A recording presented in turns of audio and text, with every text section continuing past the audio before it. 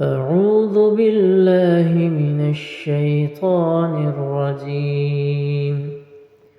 بسم الله الرحمن الرحيم. والفجر وليال عشر والشفع والوتر والليل إذا يسر هل في ذلك قسم لذي حجر ألم تر كيف فعل ربك بعاد إرم ذات العماد التي لم يخلق مثلها في البلاد وثمود الذين جابوا الصخر بالواد وفرعون ذي الأوتاد الذين طغوا في البلاد فأكثروا فيها الفساد فصب عليهم ربك سوط عذاب إن ربك لبالمرصاد فأما الإنسان إذا ما ابتلاه ربه فأكرمه ونعمه فيقول ربي أكرمن وأما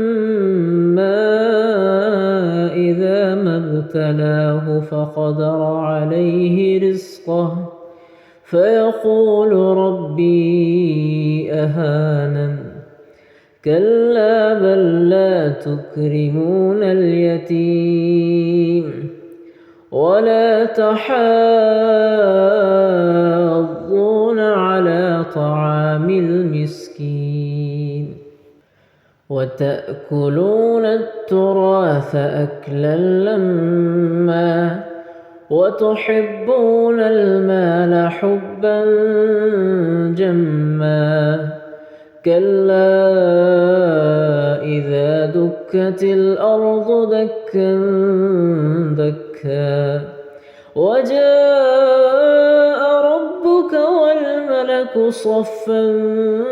صفا وجيء يومئذ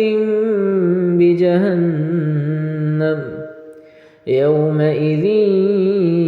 يتذكر الإنسان وأنى له الذكرى